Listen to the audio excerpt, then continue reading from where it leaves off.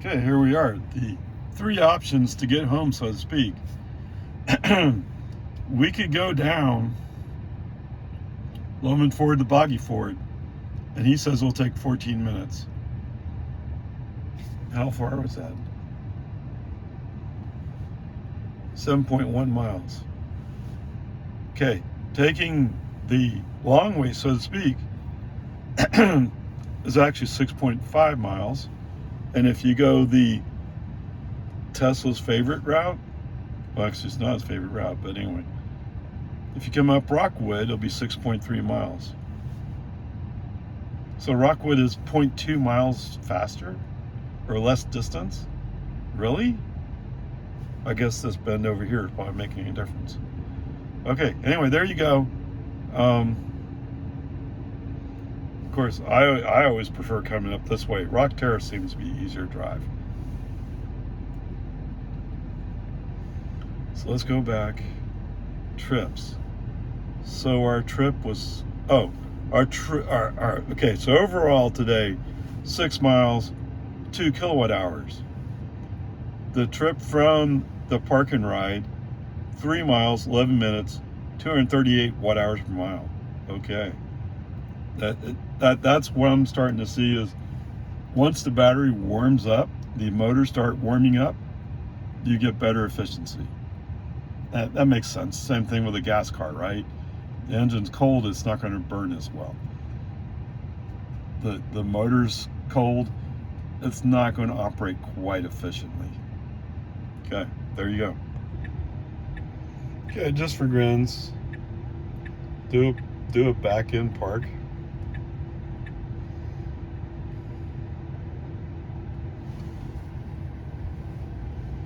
Oh, I guess that's showing the tree. The tree down there is why there was an empty spot. Okay. Whoa. I think we're on the spot. All right. Auto park complete. There you go. All right. Let's get going, shall we? Okay, I guess I didn't re-verify the navigation instructions after I did the reset. FSD chose to go in the outside lane up Lowman Ford to Don.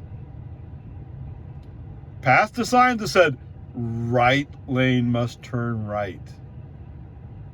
Yeah, we're just going along. All of a sudden, he just moved, not even a turn signal. He just moved over to the inside lane and went. Oh, I'm lucky that the new cops running around Lago Vista didn't see it. Holy cow. Fail. That's a fail right there. Okay. Let's end that trip because that's not where we're going. We're going this way. See if you can follow those instructions. All right, so parts of this trip is very impressive. So back there, we're coming around the corner on Santa Rosa. Now your destination is on the left. Yes, it is. So we're at home. And, oh, there it goes.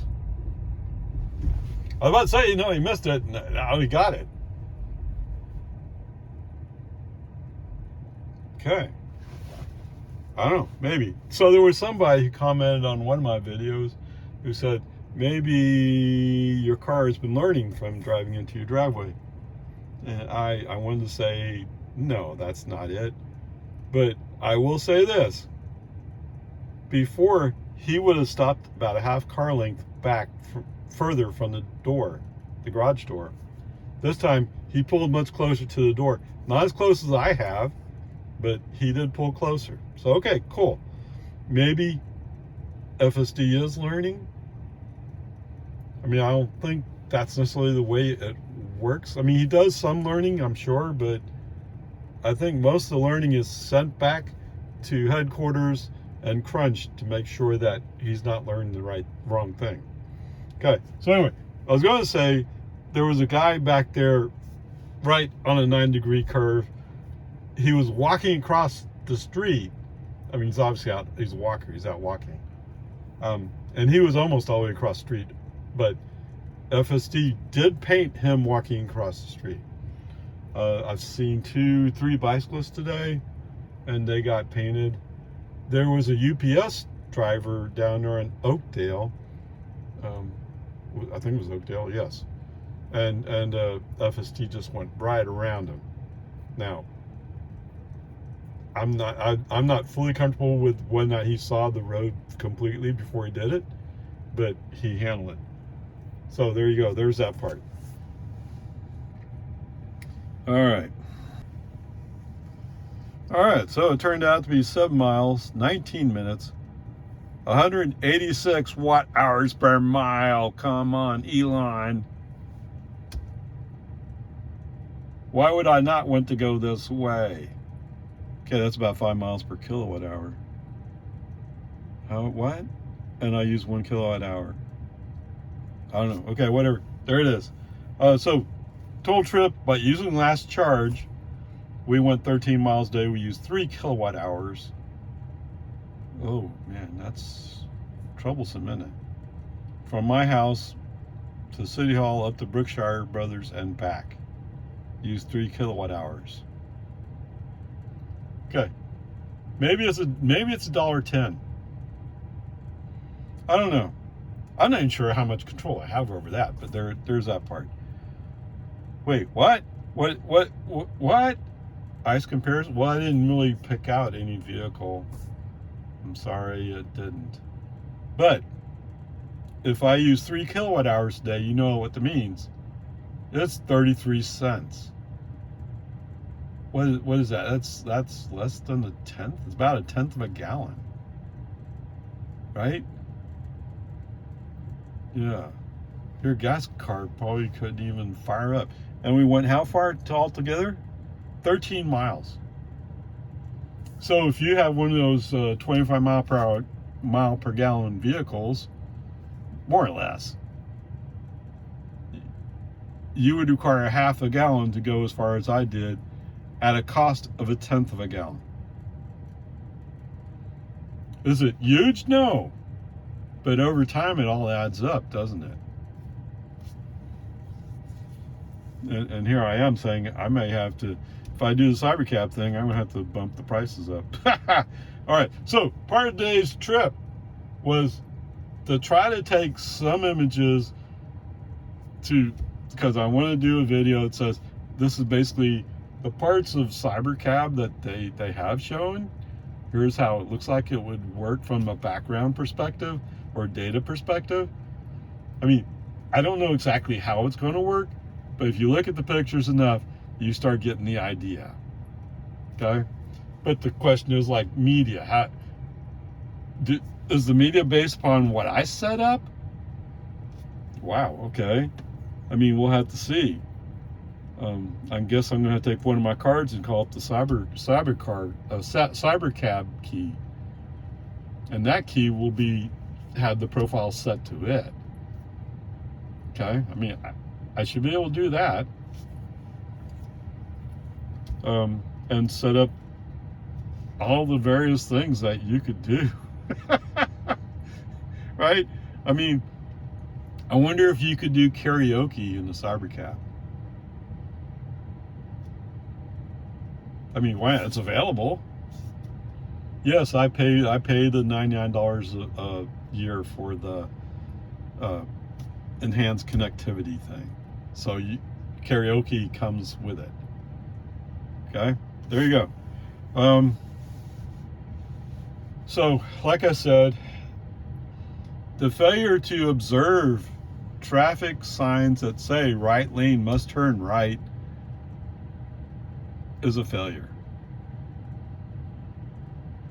I'm not quite sure, because I set navigation to turn right on dawn, and I'm guessing at some point when I either reset some levels, or maybe I got out of the car. I'm not sure which, because if you get out of the car, it resets navigation, right? It'll remember where you said to go, but it won't remember exactly what you said or the route that you picked. Okay, whatever. Peace and heart. from a cybercab perspective, it doesn't matter. Okay? But that's not what we're talking about. Okay, onward, upward charge. Let's see, we're at 60. We were at 66 when I drove in, 65 now. 65% battery. But anyway, there you go. I do want to make another trip this afternoon, and that trip will be to go out to Leander Station, as they call it. So I'm still figuring out what options you have. Now I can see one of the options somebody might want is they just missed to the 214 bus. And that's the route number 214, if I remember right. What? Is that wrong? Is that the pickup route? I don't remember. Anyway, Cap Metro runs from here to Leander Station. Actually, they run over to Lakeline Station. I don't know what they call that one. And then back. I've ridden it once, I think. Which doesn't mean that's the route they take now, but it was pretty informative to see how it worked and realized that if I had just known where it was going, I could have got off in a different spot if I had just known. I went in closer to my old home. But whatever, peace and harmony, it's all fine. Okay, there you go. Grade's enough. And that's always disappointing, isn't it? We use 3 kilowatt hours for a round. Well, that's for a round trip. Yes. But the question is, if you're from Point Venture, you went all to Brookshire Brothers, and then all the way back to Point Venture. Well, from my perspective, that's probably 2 trips. Yes, that's kind of the way I see it. Is no, you can't really expect me to hang around at Brookshire Brothers while you go shop. Okay, but the cab's not that far away. You can call him back, summon him back, and to take you home. And the way I've computed at the moment is it's $1.10 for each trip, so it'd be $2.20, which still is not bad considering where you live in Point Venture. Okay, whatever. We'll see. Onward, upward, charge.